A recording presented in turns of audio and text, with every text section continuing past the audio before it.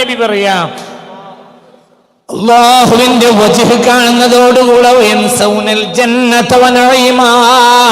സ്വർഗവും സ്വർഗത്തിന്റെ രസദായകമായ ആസ്വാദ വിഭവങ്ങൾ അടങ്കലും അവരും മറന്നുപോകും. സ്വർഗവാസികൾക്ക് മറവിയില്ല, പക്ഷേ റബ്ബിനെ കണ്ടു മറന്നു.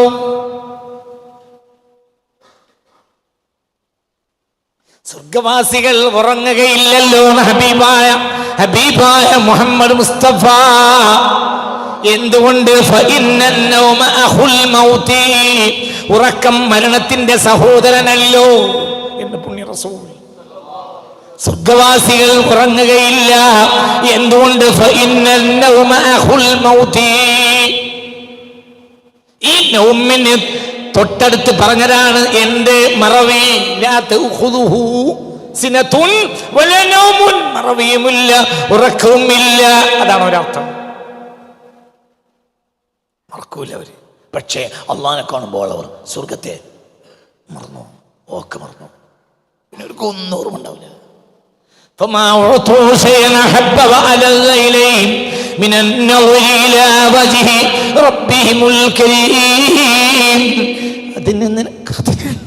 അത് കിട്ടണമെങ്കിൽ കയ്യൂമിലേക്ക് കയറിക്കോ. എങ്ങനെ കയറാം?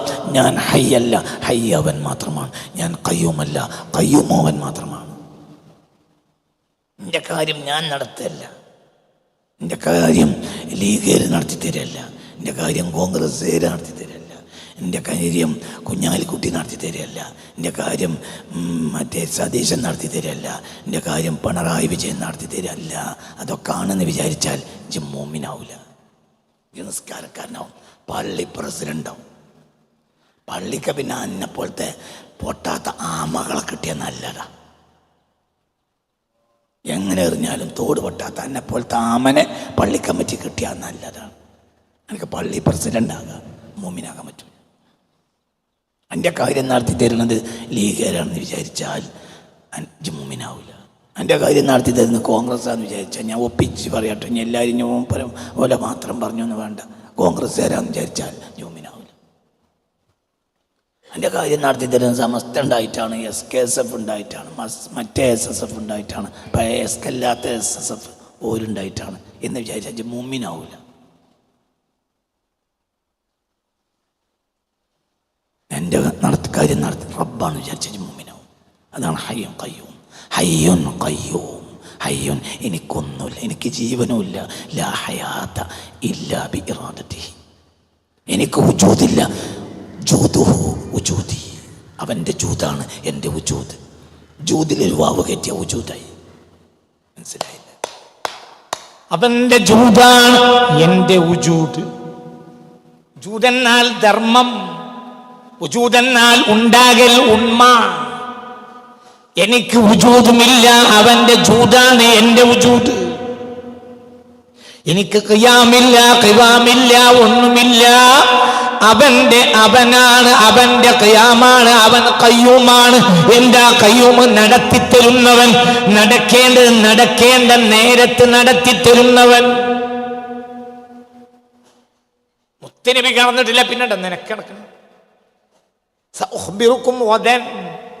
3 ചോദ്യം ചോദിച്ചപ്പോൾ മുത്തനബി എന്ത് പറഞ്ഞു? സഉഖ്ബിറുക്കും വദൻ, നാളെ പറഞ്ഞുതരാം. നാളെ അള്ളാഹിന്റെ മശിയത്തുണ്ടായില്ല, പിറ്റേന്നോ അള്ളാഹിന്റെ മശിയത്തുണ്ടായില്ല, പിറ്റേന്നോ മശിയത്തുണ്ടായില്ല. മുശ്രിക്കുകൾ തുള്ളിച്ചാടി, മുഹമ്മദിന്റെ അടുക്കൽ ഒരു ശൈത്താൻ വരാറുണ്ടായിരുന്നു. ഇപ്പോൾ ആ ശൈത്താനും മുഹമ്മദിനെ ഒഴിവാക്കി.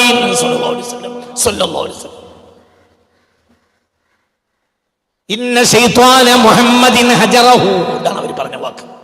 ഇന്ന ശൈത്വാന മുഹമ്മദിൻ ഹജറഹു. മുഹമ്മദ് ഒരു ശൈത്താൻ പറഞ്ഞു കൊടുക്കണം, ഇങ്ങനെ പറയാം സല്ലല്ലാഹു അലൈഹി വസല്ലം. ഇപ്പം ആ ശൈത്താൻ ഒഴിവാക്കി. ഇല്ലെങ്കിൽ ഇപ്പം നാളെ പറഞ്ഞുതരാൻ ദിവസത്തിലായി മക്കാടിങ്ങൾ തുള്ളിച്ചാടുക, സ്വഹാബികൾ മുഖം തൂക്കി നടത്തുക, മാന കെട്ടിടക്കുക.